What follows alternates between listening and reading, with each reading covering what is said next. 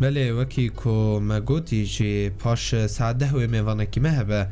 میوانه مجی برز حسین سلیمان ریوبر کمپانیا زاغروس یاریان و مقاولات دو بخیراتی سپاس سوچاوی من خیر تیج با پروگرام گلاو الصبحی صاب سپاس بوجی و در فدامه محاضر کن پروگرام خام سپاس یاد کن گلک سپاس ام دست پی بکنم دخوازن هون خواج ما و تماشاوان مره کارو خباتا خواه کمپانیای زاغروس بدن خویا کرن بله امجی کمپانیا زاغروس جبو چی کرنا ریا ام خبات دکن ام گریدای ریوبریا خسرن کمیتا شردارین یا کانتونا قامشلی اداریان ام گریدای وینن کارو خباتی مجبور ریا هیه ورشي ما يزفتيه هنن ورشي ما يزفتيه هنن سي ورشي ما يحجر مكسر بقايا هنن معملة مي انترلوك انترلوك يجبور الصيفة مشي دكان معملة قصاطلة الجماهية بوري صرف صحي بله ام بحثا كومبانيه بكن آلي گريوي كيه قالو او گريداي دستين ريفبريا خسره بله ما انا جمع قلت عايدي ريفبريا خسره دملي اداري جي گريداي كوميتيا شرادارين يا كانتونا قامشلي این کمیته بلدیات المجنیا شهرداریان لسر کارو داوسته بله کادروین لجمع بحث واب کن اندازیارن گلو بسپورن ریوبرو کارکرین و چندن بله بگشتی هجمارا کارمند و کارکران دور نیزی 105 جمع هنن کسن اندازیار جی هنن بشی فنی الجمع مراقبين فنيين هنن مهندسي طرق الجمع هنن وأكيد نجي وقلت معمل أو جي عمال هنن كسين سركاري واسكن نجي جمع هنن بله رأس مال كومبانيه شكوفية كومباني وقت ما قلت ريفبريا خسر أو دعمية الدماء أو آليات أشمر تامين دكن طريقة كوميتيا شرداريار باش دست بيكا دم صلاح هاوينه ده ورز فتكرن هون کاربن جمع و تماشاوان مره بحثا کاری کو کمپانیای دوی چارچوه دوی تاری ده کریه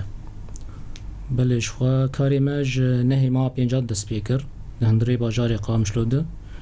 به هر دو شرداری قامشلو یا ملی روجاوه و ملی روجلاتوه و همجی عقوده ما ببلدیا تربسبیر جی هبون ما وكي حطانها نيزي 33,000 متر مكعب ما تنفيذ كريد هندري باجار إقامة شلوده بيتري خدرية سركة دي نافا باجار ودرفي باجار همان دمي دجي أنا ورشاك مال تربسبية كار دكا أو جنيزي كي 10,000 متر كار كريه هنا جنيزي 6,000 بيشيا مية خباطي مدبي مهد حياة دايب أو جي خلاص بيبه ما برية سركة نوا باجاري قام شلود أم دواد شغلينن ريا شنو هاتنيا عن تريه حياة جسر جودي أو جسر فرب وريك موازي دبرت شيبو أما خباتيت كرن حزام قام شلو يعملي باقر حردو آليا بقشتي ما أمتيت شغلينن ريا علي فرو وكون زانجي وحمد تمشان زانن ريكي سركية بر استراتيجي شنو هاتنا بر ريا عمودي بيابدو اللي في جريد أوجي خباتي هنا أي زفتي بداي بونن خباتي حجر مكسر جبو باكيتي أوجي تسيروش بشام ما يمداي بكن وأنا وكي ورشجي ما قلت ورشاك مال تربسبيه خباتي ده يجي ريا عمودي قام شلو أمتد كاردك رجيا سركفتنا فان بروجيان ينزفت كرني شخص عم بيجن نسبة نجاحاوي بله نسبة نجاحي أم دكارن بيجن صدي نجاح باشا أو مشاريع صالد جزء الجوري نظامي مي شرداريا سر سير 4 تقسيم كرن يعني مشاريع ربع الصيام بداوي كرن عقودي أنا ما خلاص كرن أنا مدس بمشاريع ربع شهرات كريا جبروا له أم دكارن بيجن الجور كاري خام تقييم بكن صدي كاري ما نجاحي ده يعني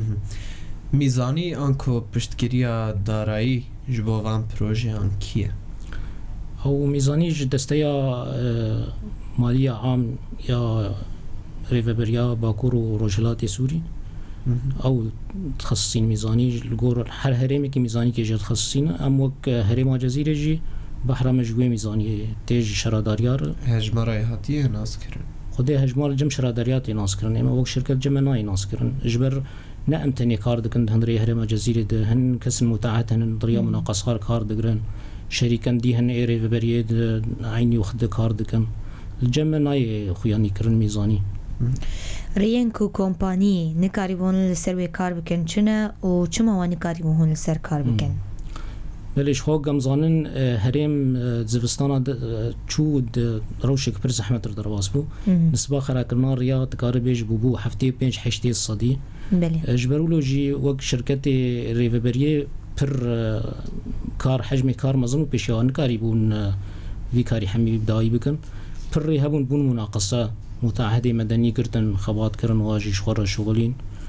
اجبر حجم كار پر مزن بو ان كاريبو يعني هن ري متعهدات يتكار كر باش قالك خدين اوتومبيلان عربيان سهريان وكسن درباس بوي يك دچنتين سريان بحثا نباشبونا ماديا زفت كرنه دكن سدمك سركش بوفي برسكريكي هي قالوا بلي او مادة جمرتي مصافية ما يفر ايجر زيرو انتاج دبن او تحليل واجي نصت صدي مطابق جوي زفتا هنر بس زفتا ما باش يعني مقارنة زفتا ايصال بصالي شوير بك او جي تحسن بوي هن مصافية نهش بون مواد باش تينانا يعني قالوا هم كاربن بحثا جبلا زفتي بكن مادين كين بيدا للجماعة هنا قالوا لقوري هون بسبورن اف جبل زو خراد با جمرة بحثا في مجالي بكن لقوري مجن بسبورن بلي ام هنكي زحمتي انا دكشين تأمين مواد زفتية دا وحجر مكسرة مجن زفتية كفري هور او وك ما قلت انا منطقه روشك هواي زحمه درباس وشليشو احتياطي انها تبوستاندن هم الجمجي وك شركه هم المقالعي مدنياجي يعني انا اموي ما ديج كسي سيفيل مقالعي مدنياجي ام تكرن هن الجمجي درت كذا حياه ام تكميل دكن باش اوتومبيل مزن خاطر مختورانه نظام تريلانه جارة كدن درين كو و سر راس کرنه چه کرنه چاکساس کرنه دچنو تیم گلک چال کورتک متبه هنه گلو کمپانیای پلان سازی یک جبو ریا چونو هاتنن اوتومبیل مازن چه کریه بله شوى او ريا سركه احتياطي هات ستاندن ايصال وكسن عند زيار او كشفيه دراسيه وشيكربون او ريانا تطابق زفت مدانين هندفرن زفتا كامل ما يك طبقه كسر هندفرن جهنن او بنيات تحتيه ري خراب وبن مجنوف ركولان او مواد كامل مدرخص نافيتن هن مواد نهكتن شنو هذا او مناطق جديده طبقه زفت امداتين احتياطي في تشتي راست وزن جران تعديل ريد كان خاصه جي كنجي بطيبات وقتي او عربه سكنه وزن ايدات كبسري نعم بيجي مثلا مراقبه ريابكن دفري حواجز يعني دفرن استراحه دفري اف قاطره ليت سكنن او دفر زوخرات من شما جبر وزن دات كذا وقتي او عربه دمشيده به وزن تي توزيع كرن سر عدد محاوره سفقد بالسري راست بيجي دفري شاحنه سكنه وهب خرات بالزو راست قالوا بورين افين بن عردي اما بيجن بريكون بروجي اخويا زفت كرنين دس بيبكن هاتن سر راس كرن يانا بله شوى ريه متيت كارد كنجي ام وك كومبانيا ام دستي شرداريا دقرن شرداري جمد بيجي افري حاضر او قرتناوير يجي بشكل كي فرمي تي قرتن بدريا بلاند يعني ورقيات دار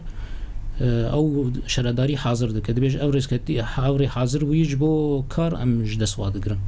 يعني شرداريات ام فيجن علي كارين نابرا ود تيمك جو تيمك جوان ونسر تنسيق موال السريه هي حيان خوادك بله درباره کورتکن آوا بارانه یند سرکولان سرکده و مدید کو بحر آوه چه دبن وکی چمان هنگی که آف پرده به تایبت دم سالا چله چاره سری بوه پرسکری که حتیه دیتن یان جیدانین جبوه پرسکری که بله پرسات باشه بس او کار نگری دای ما وک شرکت گری دای شرداریان خبات شرداریاش بو ویتشتی هن يعني وكي انا مقط ريه ايصال من نوچه کرن حطاني او تشتيت حاضر نبي مخبات نكرن يعني او تشت حاضر كنا ون هاتن سر شغل يعني او كورتك هاتن چاره سر كن كورتك اوا باران شريه ايصال نو متيت شغلين چاره سر دبه حيم خباتي خطيت اوكي پرسگره که این کوراسی کمپانیا و تین دادم سال هاوین دم بهتر بحث بکن بله او ام زحمتی پرکشان دی سال دکارده جبر ری پر خراب بون قالك دورجي هبون بنياد تحتيج ريار نما بو وقت مرد خوار حاضر کرنا ریا مسئله کولانا و پاقش کرنا ریا يعني زحمتي اي سال پر ماكشاند اف بو پر مردرد كد يك جي اف بو آده دواجي ام هنگي زحمتي دكشين دملي رياض انا مزمرية سركام كار دكن وكانا نقابا قامشلو عمودي چونو هاتنا عربيان جيج مر پرزگيري كبراستي يعني ما ريا علي فروجي ما خبات كر ما ري قرتبو بجارة كيرا ما كاريبو بقري يعني جبو خباتي متيت خرط بمشن اليوم مثلا بيجن ريا عمودي قامشلو ام نكار بقر نقط بكن برينجي بجارة كيرا ام زحمتيات ورد دكشين هنيك باش ريكا علي فرو تبحث شكر بله هون کاربن متخن چارچوبه کارو خواتا لوی داری تایبت پروژه از زفت کرنه و ساز کرنه و چاکسازی السروی ریا علی فرو ریا علی فرو پر خراب وقهم زانن متید کار کر دستپی که جارا اول طبقات تسویه من دایده او کنجالی نام هاتن داگردن روح کی تسویه ملیخست اشتراجی طبقات کیدن ملیخست 7 سانتین سرانسری ری هات شيكرن انا جي ام باكيت يجرشت كن حرا عليك متروني وك باكيت او حجر مكسر ام دادينن خباتي فيرنجي يعني ريهاتيه فركرن جاليه زفتيه نا زفتاي كمن وك خما اما انا ام تشتكن باكيت ام جرشت كن شخر عليه كاب ولو وكي حريه بو قرترير لا دور دچون جاجران سكنين دچون نقطه بون بله جاتريلا هاولو دبون بتلكي دبون او جا حجر مكسر داني يعني انا او برزغريك حل يعني بي باكيتا جيتشيل او برزغريت حل يعني عرباق بسكن دركب طرف يري قريب بسكن يعني دو وجه هفدا هاتن قريبن هفدو درباس بكن او فرابونج بولو باش او باكيت يعني قبل او تريلا سرب سكنه دانا كذا اوكي كارو خبطه ويا ريا علي فرو بداي بوي يعني هين برتوام علي فرو زفتاوي بداي بوي ماي باكيت او حجر مكسر او جيت سيروج حيروجا چرا بداي بجاره كير خرج كرنا واش بو سر راس كرنا ريا علي فرو واش خاص خرج كريت ريا علي فرو وك ميزاني جير هات بخصاندن نوتو 1 مليون بو بروجه زفت كرنا ريا قامشلو عمودي هون كاربن بحثا بروجه و في بروجه بكن واش قاس حطاني نهم بيجن ميزانيه انكو خرج كريتانها اللي ريا عمودي حفتيك ما دسبيكريا شش رو يعني روجي حفتايه وكاري درجبوناي 22 كيلومتر ويتشي بج باجاري عمودي حيا باجارو كهيمويه فرابونا ريا كان بري 7 متر وانا 8 متر داتين متروق لفرابوني زيد ابويا سماقت اويزتام داتين يجي 7 سنتينا كمية مجبولي زفتي ايه هري دي 14000 طن زفت ويتي كبي حتى وكينا دور 3000 هاتي تنفيذ كرن ويجي كارتيد بردوام باش برياك وام داويجي بكن في برسي بكن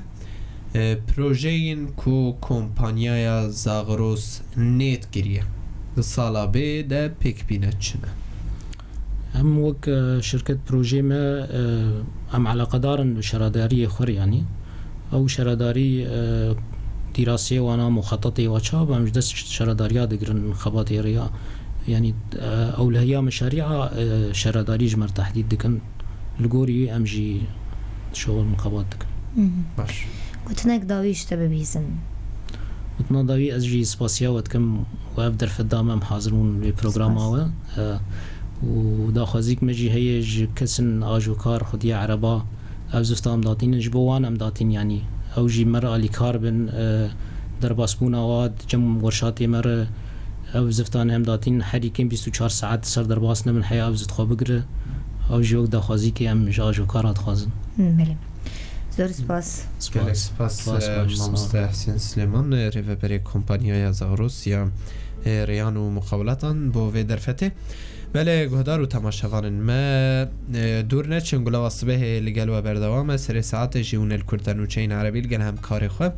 گلال کاسانی گهدار بکن هر شاد وقت بر بن